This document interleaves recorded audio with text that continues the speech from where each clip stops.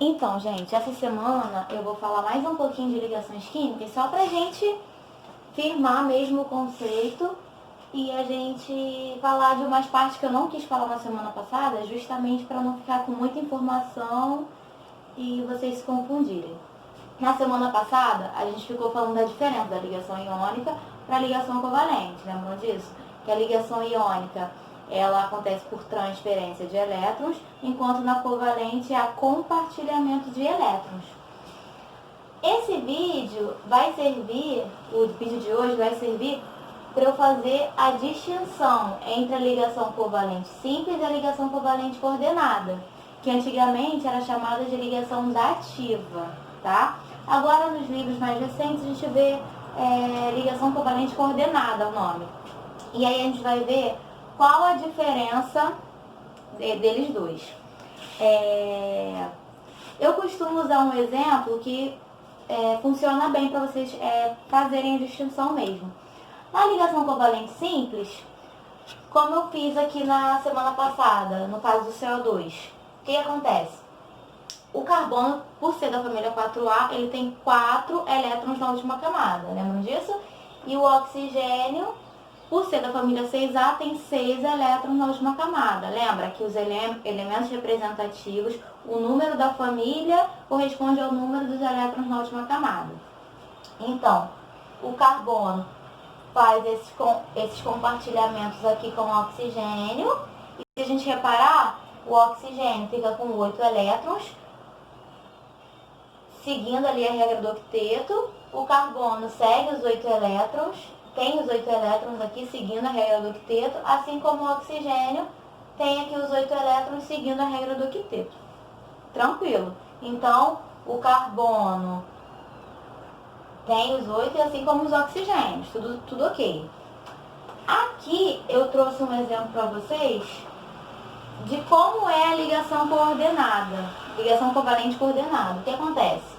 Ó, tanto o enxofre como o oxigênio são da família 6A.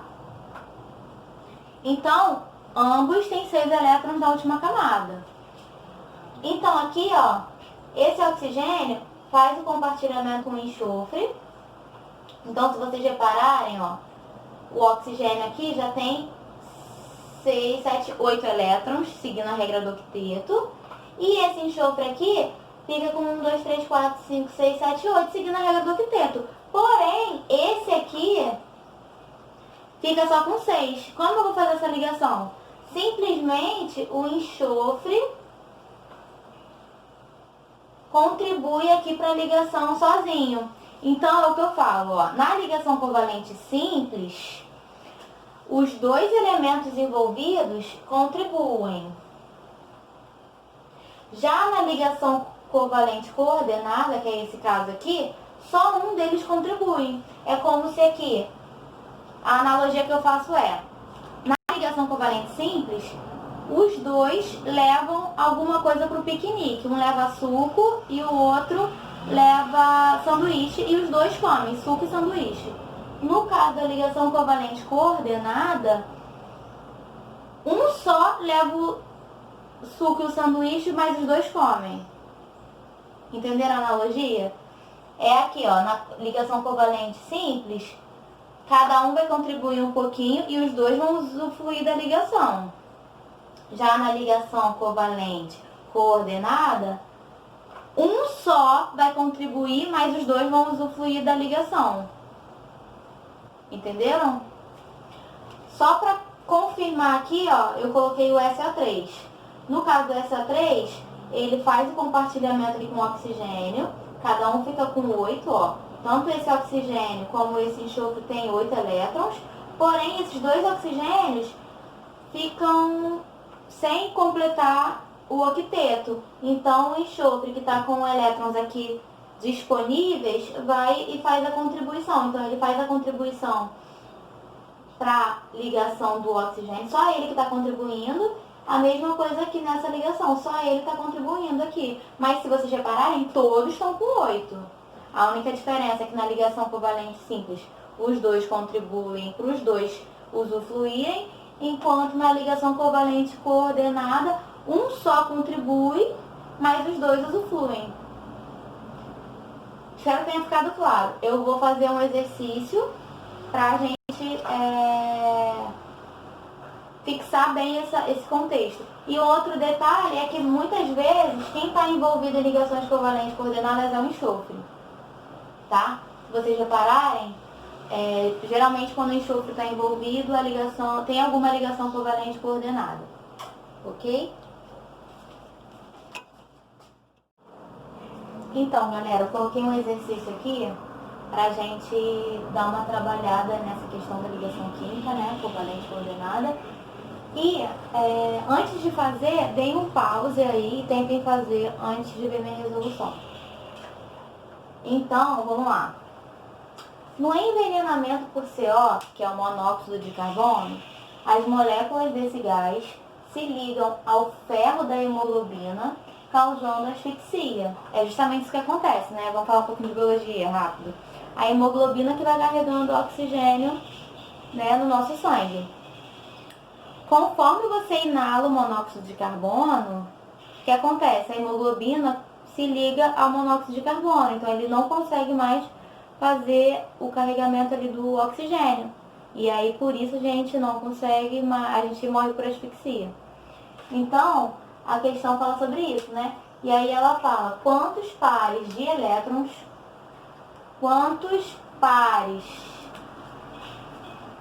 ficar atento sempre a cada detalhe, pares de elétrons disponíveis do oxigênio que existe aqui no CO para se ligarem ao ferro da hemoglobina por meio de ligação covalente coordenada ativa. Ou seja, ele quer saber quantos pares de elétrons ficam disponíveis no oxigênio que dá a possibilidade de se ligar ao ferro na hemoglobina.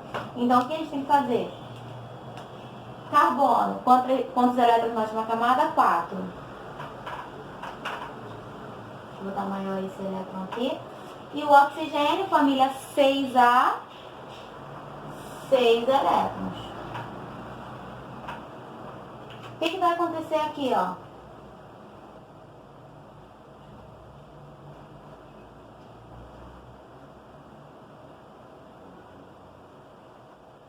O oxigênio fez 8, não fez? Quantos pares de elétrons ficam disponíveis para ele conseguir fazer uma dativa lá com o ferro da hemoglobina? 2, ó. 2 pares. Eu fiz esse exercício justamente para vocês pensarem em uma coisa. Tem essa questão dos pares que às vezes você vai ver, ih, tem 4, pum, marca o D errado, porque não percebeu que ele perguntou os pares de elétrons, ele não perguntou só os elétrons.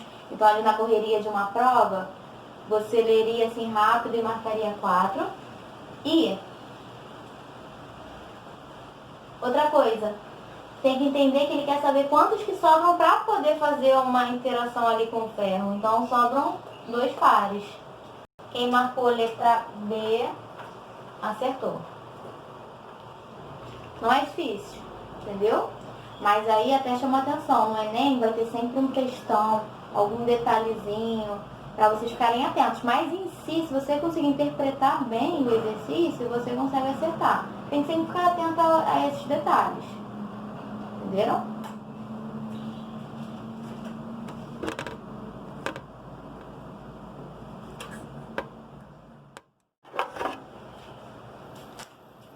Vou fazer esse exercício aqui também, porque eu achei interessante para chamar a atenção para mais um detalhezinho.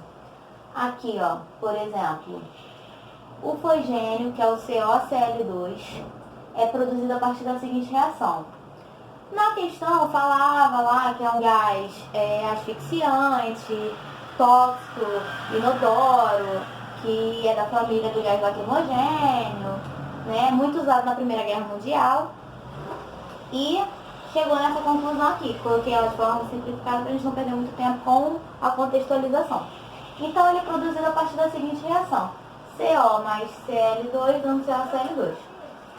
Sobre essa molécula de COCl2, podemos afirmar que ele apresenta... Aí aqui tem as opções. 2 ligações, duplas e 2 simples. Então, vou fazer esse exercício pra gente ter atenção em relação a essa questão de duplo e simples. Então, deem uma pausa e tentem fazer. Como é que vocês vão fazer? Vendo a ligação aqui do COCl2. Então, tentem montar, deem uma pausa e tentem montar, antes de ver minha resolução. Então, vamos lá. Carbono, 4 elétrons. Deixa eu botar aqui assim. Oxigênio, 6 elétrons, família 6A. Cloro, família 7A, né? Ele é o halogêniozinho ali. Se ele é da família 7A, ele tem 7 elétrons na última camada. Então, vamos botar aqui, ó. 7 para um cloro, 7 para o outro cloro. Então, vamos lá. Na interação aqui, né? A gente vai ter esse elétron pra cá. Cloro ficou com 8 elétrons. Vai ter esse elétronzinho pra cá também. Então, o cloro ficou com 8 elétrons, né? 7 mais do que ele tá ali do carbono. No oxigênio, o oxigênio tem 6, precisa compartilhar quantas vezes? 2. E aí, ó, conferindo o carbono, 1, 2, 3, 4, 5, 6, 7, 8. Então, na realidade, o fosgênio, que é o COCl2, tem uma ligação dupla e 2 ligaçõezinhas simples. Essas aqui, vou botar um asterisco, são as simples. E essa daqui, vou colocar um joguinho da velha, é a dupla. Então, como vocês devem estar acostumados já na química orgânica, né? Com essa questão de dupla, de simples, dupla e simples. A simples só tem uma, a dupla tem 2 acontecendo ali e a tripla tem 3. E aí, só para lembrar, vocês estão vendo na química orgânica, mas vou chamar a atenção. A ligação simples é chamada de sigma.